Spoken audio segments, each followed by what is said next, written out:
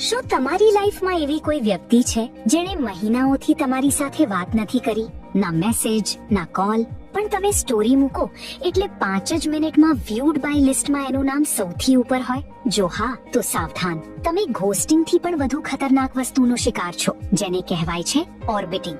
હવે આ ઓર્બિટિંગ શું છે?